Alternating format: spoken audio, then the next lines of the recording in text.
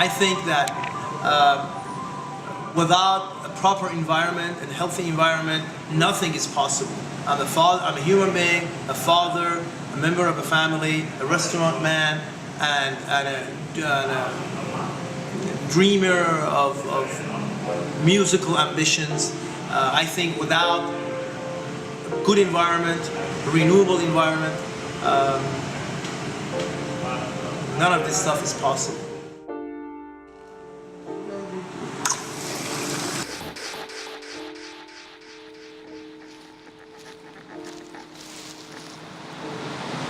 So along these banks is one of the highest concentration of homeless and displaced people in North America. And it's funny because it's in the center of one of the wealthiest places in the world. They're trying to artificially develop these places. And when I say artificial, it's not for the sake of development.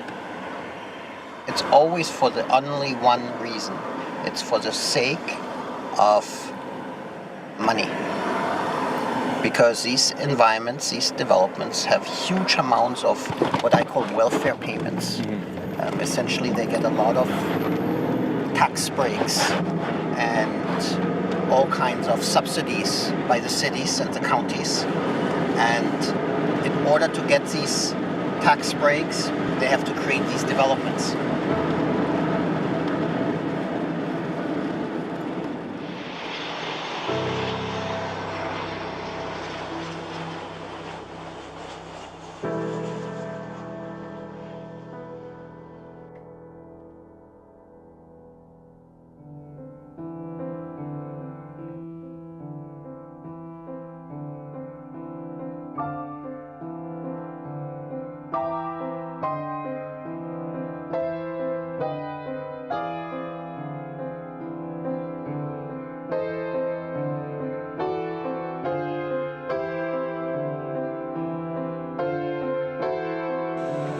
Do I have enough oxygen to go another 4 minutes, 5 minutes, 6 minutes?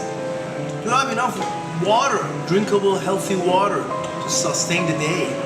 Before I can get to food, before I can get to a place to sleep, I need to make sure I have enough oxygen and water. These two components of the environment, water and oxygen, are probably the two most critical components of environmental concerns, discussions, and issues. As a human being, I want to know if I have another week beyond the day. So, do I have enough water, oxygen, food, light, warmth, security?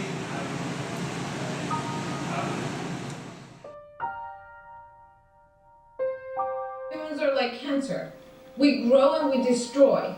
And that's what we're doing to this planet. That's all we ever do to each other and to the planet. That's basically what cancer does. It grows and destroys, and that's what we're doing. We're destroying everything. We're destroying all the ecosystem because we're destroying the plants, we're destroying the animals, we're destroying our water reserves because we don't even have that much drinking water, fresh water on the planet, and we're drinking and polluting what we have. And that's why there's no more water for people to drink. There's no clean water because all the big companies and corporations, I don't know, factories and whatever, they take all of their chemical waste and they just dump it into oceans and seas and places that no one is looking without even thinking or even caring that it has consequences, and someone else has to pay for these consequences. And the problem is that they think I live in a first world country. I don't have a water problem.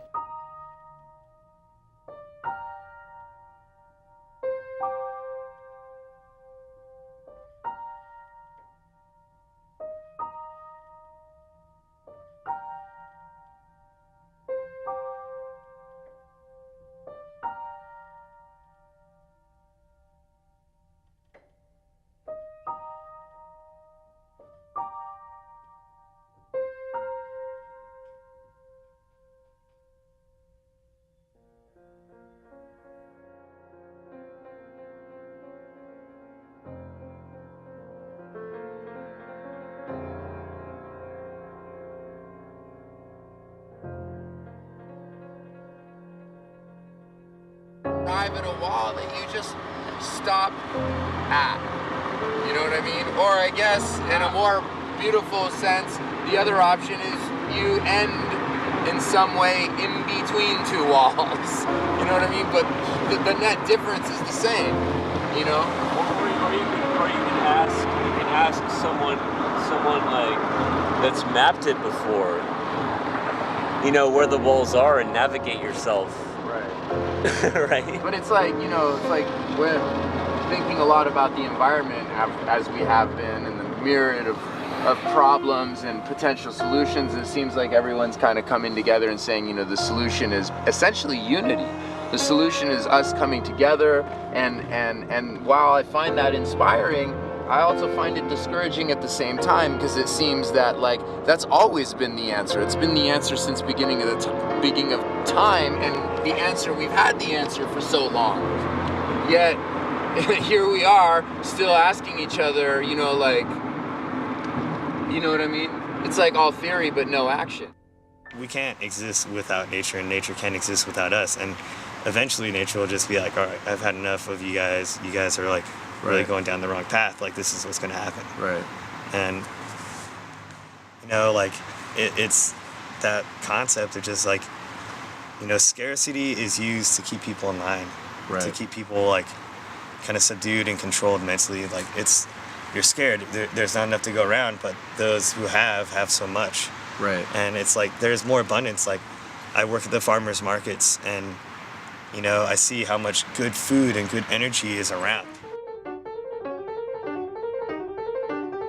We're considered the next big extinction at this point. A lot of people don't get that, but it's the first time a species has become the extinction. That would be cool if it wasn't horrible, but people forget that there have been natural processes, or ones from different places outside the Earth, that have profoundly impacted and damaged the Earth. And what does it do? It repairs itself. I think that we should focus on the environment and preserving ourselves, and things like green capitalism, incentivizing and curbing greed to ultimately have to be some form that's beneficial. Because I'm going to be honest, I don't trust a lot of people not to be greedy. I do trust plenty of people not to be greedy, but the majority, or especially when working with corporations, I don't. Because of our survival. We're gonna die. We're gonna make things more, we're gonna take away our land. We're gonna kill a lot of species, we're gonna make things horrible, and then we're gonna eventually hurt ourselves. We don't get it twisted. We're preserving all this because we want to keep living. We could destroy the Earth, increase the carbon, but it has millions of years to siphon those things out, and it has.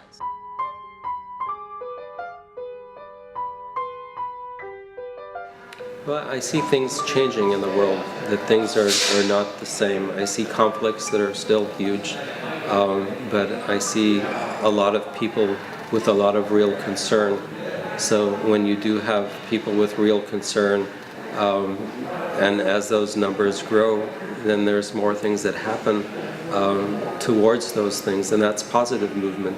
I wouldn't say that everything in the world goes towards a negative. There's a lot of positive that happens, maybe not fast enough, maybe not good enough, maybe not broad enough. But, you know, on the whole, I like to think that things do change to the better. And sometimes they take a dip where it goes the other way, but then things turn around. My baby left me, I found a new place to dwell.